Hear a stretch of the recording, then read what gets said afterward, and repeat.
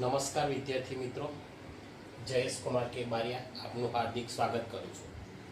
આજે આપણે ધોરણ 7ની અંદર પ્રકરણ પરિમિતિ અને ક્ષેત્રફળની અંદર સ્વાધ્યાય 11.3 જોવાનું છે.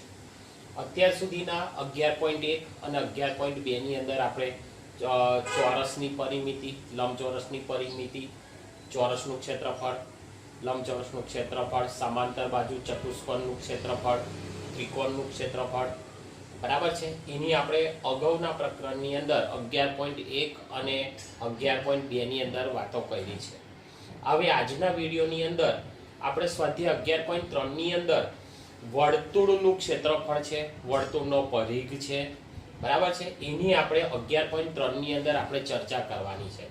તો હું તમને પહેલી થોડીક પ્રાથમિક વર્તુળ વિશેની, વર્તુળનો વ્યાસ કોને કહેવાય, વર્તુળની ત્રિજ્યા કોને કહેવાય, વર્તુળનો પરિઘ કોને કહેવાય, વર્તુળનું ક્ષેત્રફળ કોને કહેવાય, પાઈનું મૂલ્ય કેટલું હોય, એની આપણે થોડીક પ્રાથમિક વાત કરી લઈએ. ત્યારબાદ આપણે આ પ્રકરણની આપણે અગાઉ શરૂઆત કરીએ. ચાલો, હવે પહેલામાં પહેલું આપણે એ જાણવું પડે કે આપણી કંપાસ પેટીની અંદર જે સાધનો આવે છે એની અંદર એક પરિકર આવે છે, બરાબર છે, અને એ પરિકરની મદદથી આપણે વર્તુળ દોરીએ છીએ. જ્યારે વર્તુળની અણી મૂકીને આમ તમે આમ પેન્સિલથી ગોળ ફેરવશો તો તમે વર્તુળ દોરો છો. તો જ્યાં અણી મૂકીએ છીએ, અંદર જે અણી મૂકીએ છીએ એને શું કહેવાય ખબર તમને? વર્તુળનું કેન્દ્ર. શું કહેવાય? વર્તુળનું કેન્દ્ર. બરાબર? શું કહેવાય એને? વર્તુળનું કેન્દ્ર. અને આ કેન્દ્રને તમે કોઈ પણ નામ આપી શકો છો, A B C P Q R. અહીં જો તમે મૂકી દો તો શું કહેવાય? વર્તુળનું કેન્દ્ર P. P મૂકી દો તો વર્તુળનું કેન્દ્ર P. બરાબર છે. હવે વર્તુળના કેન્દ્રથી વર્તુળની છેડા સુધીનું અંતર, વર્તુળનું અહીં સુધીનું અંતર, આ સુધીનું માપ, તો આને શું કહેવામાં આવે છે? તો કે વર્તુળની ત્રિજ્યા. વર્તુળની ત્રિજ્યા. અને એને આપણે નાના બીજી એબીસીડી ના r વડે આપણે દર્શાવીએ છીએ. વર્તુળની ત્રિજ્યા એને શું કહેવાય? r. બરાબર છે. હવે તમને એ પ્રશ્ન થાય કે સાહેબ અહીં જ લીટી દોરવી પડે તો જ એની ત્રિજ્યા કહેવાય? ના, વર્તુળના કેન્દ્રથી તમે કોઈ પણ જગ્યાએ આ દોરો તો પણ અહીંથી તો અહીં સુધીનું માપ ત્રિજ્યા કહેવાય. આમ દોરો તો અહીંથી તો અહીં સુધીનું માપ પણ ત્રિજ્યા કહેવાય.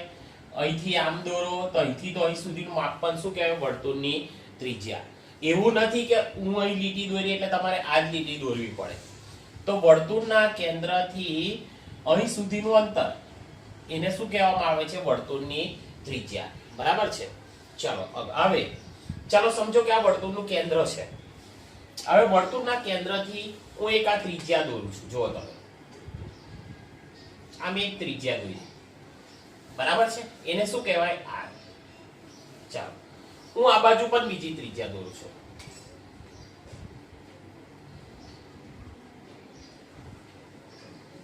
ચાલો તો તમે જુઓ, અહીંથી તો અહીં સુધીનું અંતર આને શું કહેવામાં આવે છે? વર્તુળનો વ્યાસ. શું કહેવાય? વર્તુળનો વ્યાસ d. વર્તુળનો વ્યાસ d. વર્તુળના કેન્દ્રમાંથી પસાર થતી જીવાને, વર્તુળના કેન્દ્રમાંથી પસાર થતી જીવાને વર્તુળનો વ્યાસ કહે છે. તો તમે જુઓ, અહીંથી અહીં સુધી r કહેવાય, અહીંથી અહીં સુધી r કહેવાય. તો 1 ને 2 2r એટલે 2r. 2r બરાબર શું થયો? વ્યાસ. વ્યાસ ક્યારે થાય? તો કે ત્રિજ્યા કેટલી હોય? 1 અને 2.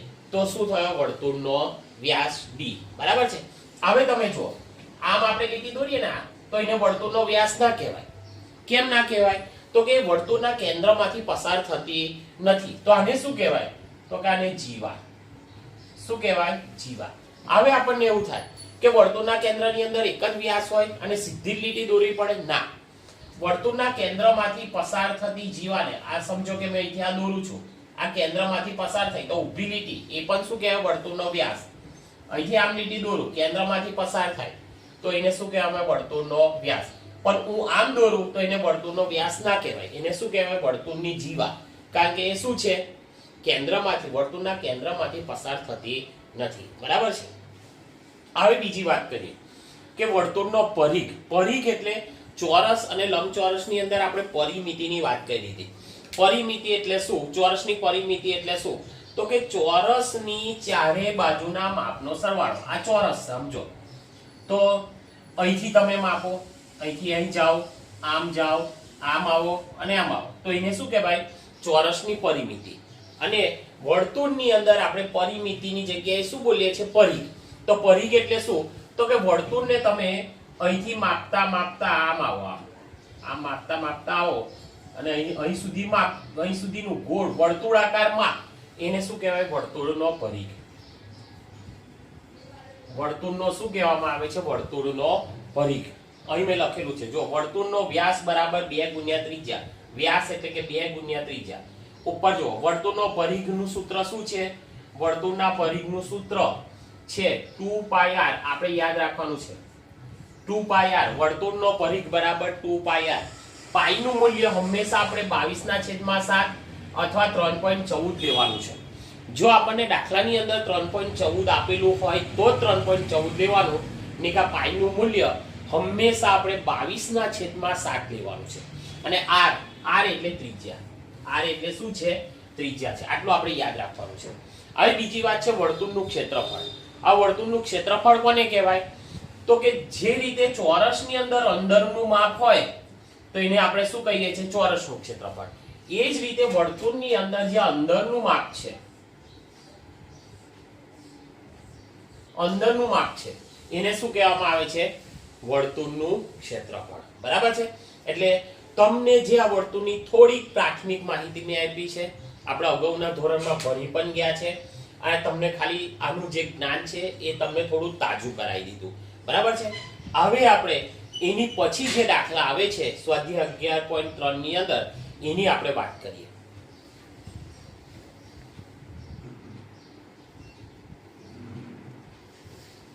ચાલો 11.3 નો દાખલા નંબર 1 આપણને, તમે પણ તમારું પાઠ્યપુસ્તક ખુલ્લું રાખજો. બરાબર છે. પહેલી સૂચના આપણે વાંચીએ. પહેલી સૂચના આપણને આપી છે, નીચે વર્તુળની ત્રિજ્યા આપેલ છે, તેના પરથી વર્તુળનો પરિઘ શોધો. અને એની પાઈની મૂલ્ય કેટલું આપ્યું છે? આપણે 22/7 લેવાનું છે. બરાબર છે. હવે સમજો કે હું તમને આ દાખલાની પહેલા સમજૂતી આપી દઉં કે આ એક વર્તુળ છે. આ એક વર્તુળ છે. બરાબર છે.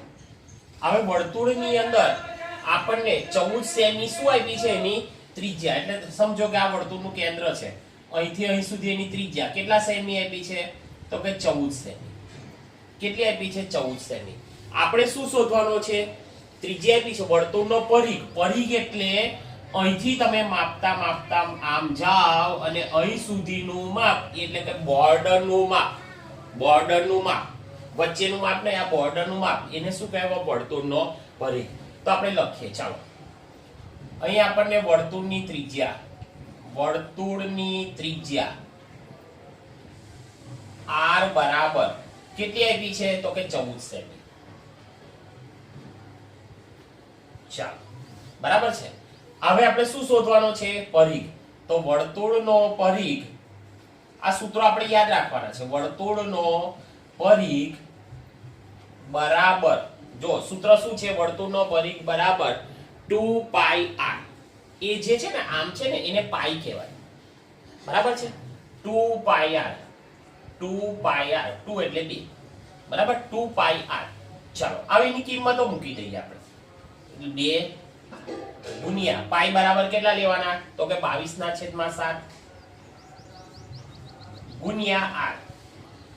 r એટલે ત્રિજ્યા. કેટલી આપી છે આપણને? 14. બરાબર.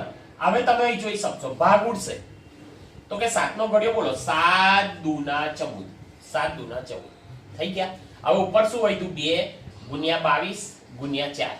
બરાબર. હવે આપણને ખબર છે 22 દુના 44. 44 ગુણ્યા 2 કર દો.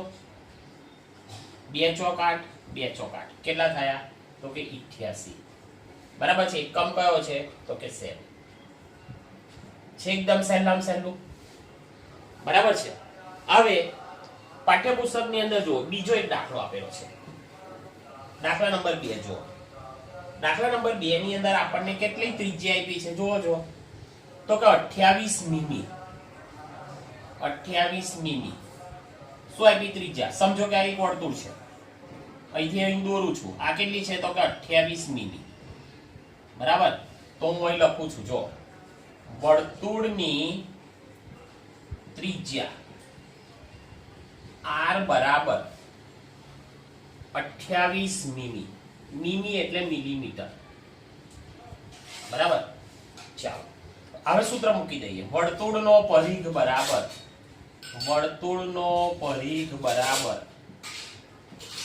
2πr. આપણે સૂત્ર યાદ રાખવાનું છે. બરાબર, હવે પાઈની કિંમત છે ને તમારે શું કરવાનું, તો કે દાખલાની અંદર જો પાઈની કિંમત 3.14 આપેલી હોય તો જ 3.14 લખવાના, નિકા ના આપેલી હોય તો આપણે દરેક જગ્યાએ 22/7 લખવાના છે. આ ખાસ યાદ રાખવાનું છે. વર્તુળનો પરિઘ બરાબર 2πr, 2 ગુણ્યા 22/7 ગુણ્યા ત્રિજ્યા કેટલી આપેલી? તો કે 28. ચાલો 7 ના ઘડિયામાં 28 આવશે? તો કે હા, 7 તારી 21 અને 7 ચોક 28. હવે તમે જો 4 દુના 8 થયા, 4 દુના 8, 22 ગુણ્યા 8 કરી દો.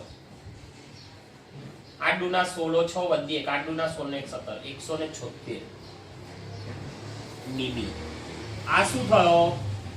તો કે વર્તુળની પરિઘ. પરિઘ એટલે અહીંથી આપણે માપતા માપતા આમ જઈએ, આમ આવીએ અને અહીં સુધી આવીએ તો એને શું કહેવાય? વર્તુળનો પરિઘ. એટલે કે બોર્ડરનું માપ. આ વર્તુળનું બોર્ડરનું માપ કેટલું થયું? 176 મીમી. બરાબર, હજુ એક દાખલો આપણને આપેલો છે 21 સેમી.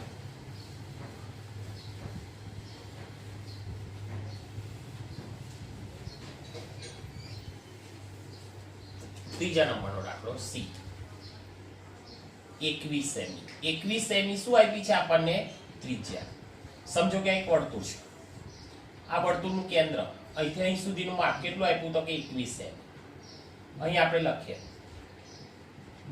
વર્તુળની ત્રિજ્યા r બરાબર 21 સેમી. 21 સેમી. ચાલો હવે લખી દઈએ, સૂત્ર લખી દઈએ. વર્તુળનો પરિઘ બરાબર 2πr. ચાલો 2 ગુણ્યા 22/7 ગુણ્યા ત્રિજ્યા કેટલી આપી છે? તો કે 21. ભાગ ઉડાડો, 7 તારી 21. ઉપર કેટલા વધ્યા? 2 ગુણ્યા 22 ગુણ્યા 3, 22 દુના 44, 44 ગુણ્યા 3 કર દો. 4 તારી 12, 2 વધી 1, 4 તારી 12 ને 1, 132. એકમ કયો છે? તો કે સેમી. તો આ વર્તુળનો પરિઘ એટલે કે અહીંથી આ માપતા માપતા જઈને આ બોર્ડરનું માપ, વર્તુળની બોર્ડરનું માપ કેટલું થયું? તો કે 132 સેમી. બરાબર છે. આ તો આપણો દાખલા નંબર 1. ચાલો હવે દાખલા નંબર 2 ની વાત કરીએ.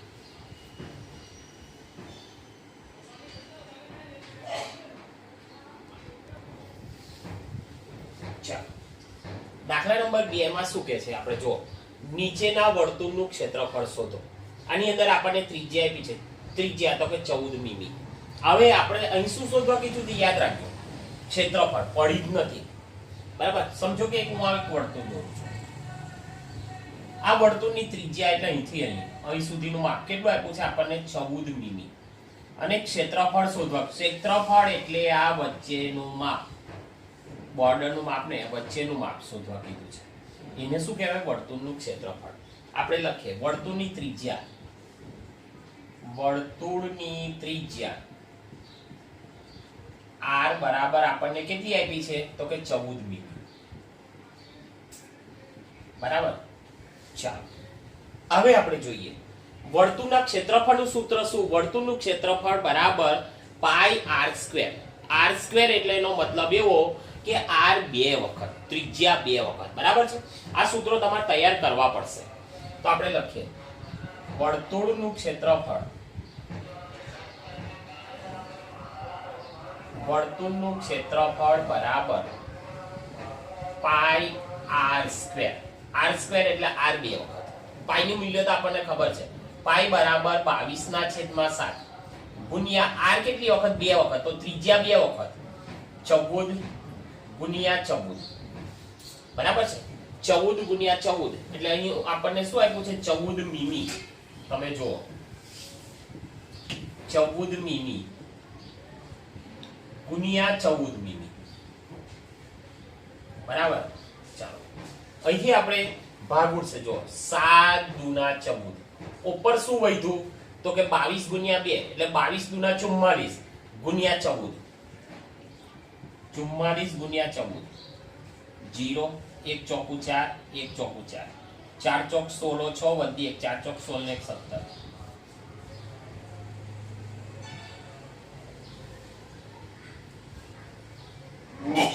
કેટલો જવાબ આવ્યો તો કે 616. 616. બરાબર છે. હવે તમે જો મીમી મિલીમીટર અને મિલીમીટર કેટલી વખત છે તો કે 2 વખત છે. એટલે મીમીનો વર્ગ. મીમીનો વર્ગ. બરાબર છે.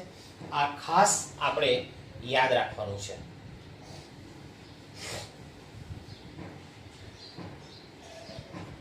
મિલીમીટર 2 વખત છે એટલે આપણે લખવાનું મિલીમીટરનો વર્ગ. ક્ષેત્રફળ હોય તો આ ખાસ આપણે થોડું ધ્યાન રાખવાનું છે. હવે દાખલા નંબર 2 ની અંદર આપણને શું કહે છે? જો દાખલા નંબર 2 ની અંદર બી નંબરનો દાખલો છે. એની અંદર આપણને ત્રિજ્યા નથી આપી પણ શું આપ્યું છે? વ્યાસ આપ્યો છે. શું આપ્યો છે? વ્યાસ. વ્યાસ કેટલો આપ્યો છે તો કે 49 મીટર. શું આપ્યો છે? 49 મીટર. આપણને શું આપ્યો છે? વ્યાસ આપ્યો છે. હવે આપણે આ વ્યાસ છે તો આપણને ખબર છે વ્યાસ કરતા આને આપણે વ્યાસ છે એને ત્રિજ્યામાં આપણે ફેરવવું પડશે. હવે આપણને એનું સૂત્ર પણ ખબર છે. ત્રિજ્યા બરાબર આ પણ તમારે યાદ રાખવાનું. ત્રિજ્યા બરાબર તો વર્તુળ હોય ને વર્તુળ, આ વર્તુળની અંદર આ ત્રિજ્યા અને આ ત્રિજ્યા એટલે વ્યાસ કરતા ત્રિજ્યા કેવી હોય? અડધી. એટલે કે ત્રિજ્યા બરાબર વ્યાસ ભાગ્યા 2 એટલે 49/2. એ શું થઈ? એની ત્રિજ્યા થઈ. બરાબર છે. વ્યાસ ડબલ હોય વર્તુળની અંદર આ ત્રિજ્યા અને આ ત્રિજ્યા 2 વખત ત્રિજ્યા ભેગા કરો તો વ્યાસ બને. અને ત્રિજ્યા એ શું છે તો કે વ્યાસ કરતા અડધી હોય તો ત્રિજ્યા બરાબર વ્યાસ ભાગ્યા 2 એટલે 49/2. એ આપણી શું બની ગઈ તો કે ત્રિજ્યા. હવે આપણે સૂત્ર મૂકી દઈએ.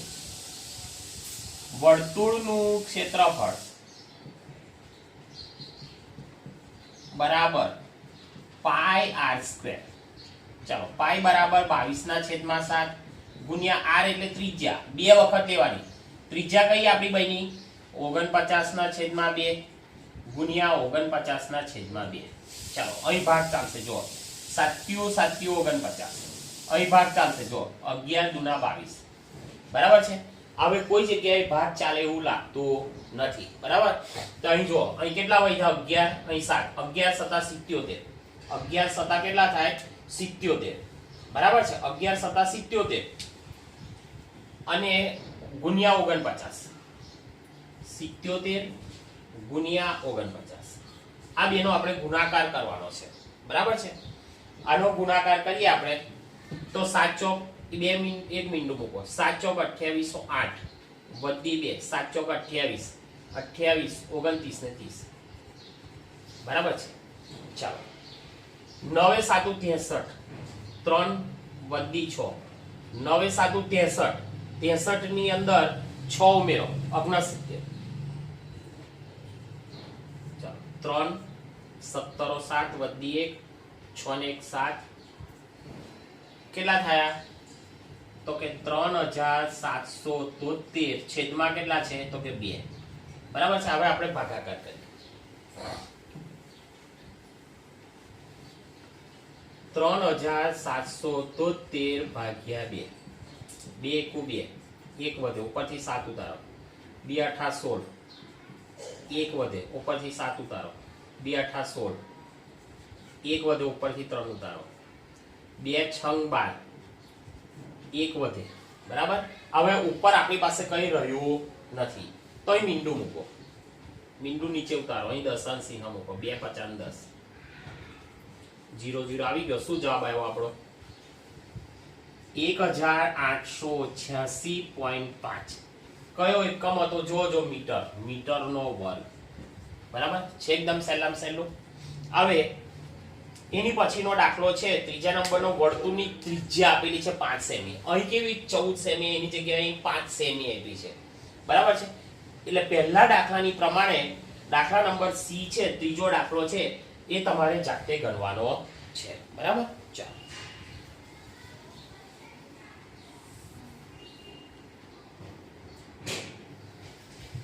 ચાલો, દાખલા નંબર 3 આપણને શું કહે છે? જુઓ, થોડુંક દાખલાની અંદર આપણે સમજવાની જરૂર છે. એક વખત ની ઘણી વખત શું થાય, આપણે એક વખત દાખલો વાંચી કાઢીએ અને પછી એવું તરત જ એવું કહી દઈએ કે ના ભાઈ મને આ દાખલો ના આવડે. ના, એવું નથી. દરેક દાખલાને આપણે શું કરવાનું છે? થોડોક સમજવાનો પ્રયત્ન કરવાનો છે. હવે સમજો કે આ એક વર્તુળ છે. બરાબર છે. આ એક વર્તુળ છે. હું રકમ વાંચું છું અને તમને સમજાવું છું. વર્તુળાકાર કાગળનો પરિઘ 154 મીટર છે. પહેલું આપણને શું આપ્યું છે? તો કે વર્તુળાકાર કાગળનો શું આપ્યો છે? આપણને પરિઘ આપ્યો છે. પરિઘ એટલે અહીંથી આપણે આમ માપતા જઈએ અને આમ જઈને અહીં પાછા આવીએ તો અહીં સુધીનું જે વર્તુળાકાર માપ છે એને શું કહેવાય? વર્તુળનો પરિઘ. વર્તુળનો પરિઘ આપણને આપ્યો છે તો અહીં લખીએ આપણે વર્તુળનો પરિઘ કેટલો આપ્યો છે? તો કે 154 મીટર. બરાબર. 154 મીટર. આ બોર્ડરનું માપ, વર્તુળનું બોર્ડરનું માપ, એને શું કહેવાય? વર્તુળનો પરિઘ આપણને આપ્યો છે. તો તેની ત્રિજ્યા શોધો. આપણે શું કરવાનું છે? અહીંથી તો અહીં સુધીનું માપ છે ને, આ ત્રિજ્યા એ આપણે શોધવાની છે. બરાબર છે. હવે યાદ રાખો, અને ત્રિજ્યા પણ શોધવાની છે અને એનું ક્ષેત્રફળ પણ શોધવાનું છે. પણ પહેલી આપણે એની ત્રિજ્યા શોધી કાઢીએ. શું કરવાનું છે? વર્તુળની ત્રિજ્યા r આપણે શું કરવાની છે? શોધવાની છે. હવે વર્તુળના પરિઘ વાળું આપણી પાસે એક જ સૂત્ર છે. વર્તુળનો પરિઘ બરાબર 2πr. અહીં સૂત્ર મૂકું છું. જો, વર્તુળનો પરિઘ બરાબર 2πr. હવે તમે જુઓ, આપણે શું શોધવાનું છે? આ શોધવાનું છે. આ ત્રિજ્યા શોધવાની. વર્તુળનો પરિઘ આપણને આપેલો છે. કેટલો આપ્યો? 154 મીટર. વર્તુળનો પરિઘ તમને કઈ દેખાય છે? કોઈ આવ્યું? બરાબર ની આ બાજુ અહીં લખો 154 મીટર. બરાબર. બરાબર લખો. ચલો, અહીં કેટલા છે? 2. હવે આપણને પાઈ ની કિંમત ખબર છે, 22/7 ગુણ્યા r. r આપણને શોધવાનો છે, ત્રિજ્યા આપણે શોધવાની છે. હવે જો શું કરવાનું છે તે તમને કહું. આ બરાબરની આ બાજુ છે, આ બરાબરની પેલી બાજુ છે. હવે બરાબરની પેલી બાજુ જે છે એને તમે બરાબરની આ બાજુ લાવો તો શું થાય? યાદ રાખવાનું, છેદમાં હોય તો અંશમાં જાય અને અંશમાં હોય તો છેદમાં જાય. બરાબરની આ બાજુ લાવો તો છેદમાં હોય તે અંશમાં જાય અને અંશમાં હોય તો છેદમાં જાય. બરાબર છે. તો આ 7 કઈ જશે? અંશમાં. એટલે 154 ગુણ્યા 7. અને આ 2 અને 22 એ કઈ આવશે? તો કે નીચે 2 ગુણ્યા 22. બરાબર છે. ચાલો, શું વધ્યું? તો કે r, જે આપણે શોધવાનો છે. r એટલે ત્રિજ્યા, એ આપણે શોધવાની છે. બરાબર છે. હવે તમે જુઓ, 22 ના ઘડિયાની અંદર 154 આવે છે. આપણે જોઈ લઈએ. 22 સતા કરીએ. 7 દુના 14 4 વધી 1, 7 દુના 14 ને 15, 154 ભાગ ચાલશે. 22 સતા 154. બરાબર છે. હવે તમે જુઓ, આપણી પાસે ઉપર 7 છે, અહીં પણ 7 છે, નીચે 2 છે.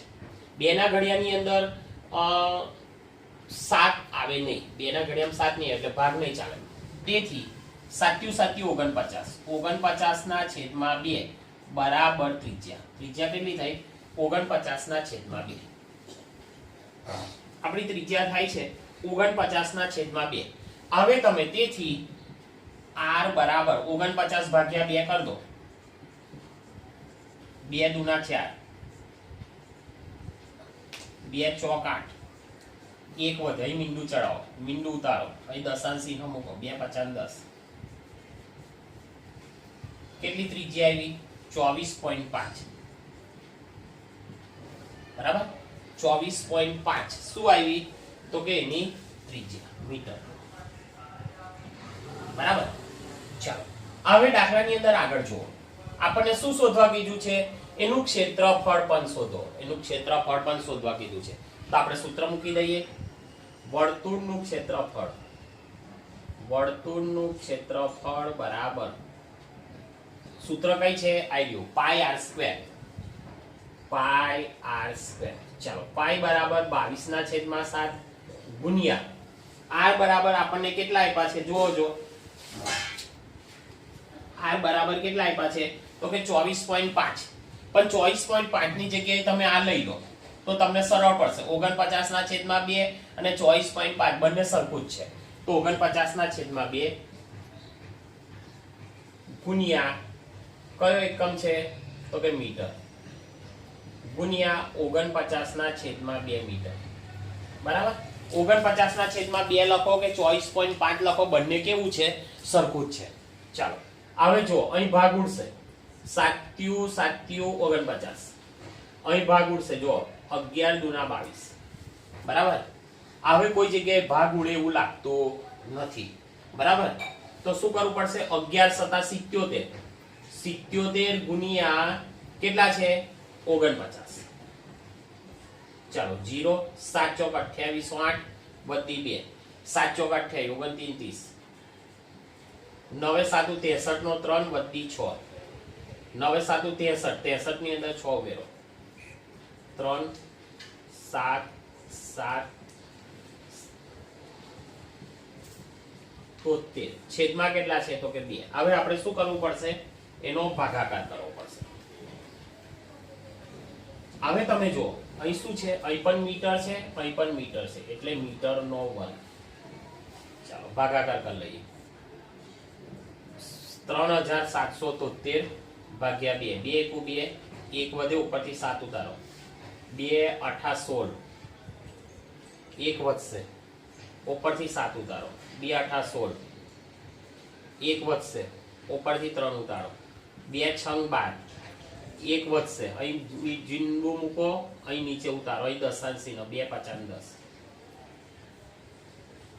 શું આવ્યો 1886.5 મીટરનો વર્ગ આ શું આવ્યું તો કે વર્તુળનું ક્ષેત્રફળ શું આવ્યું વર્તુળનું ક્ષેત્રફળ બરાબર છે થોડીક તમારે પ્રેક્ટિસ કરવાની જરૂર છે દાખલા એકદમ સહેલા છે નેક્સ્ટ વિડિયોની અંદર આપણે બીજા દાખલા જોઈશું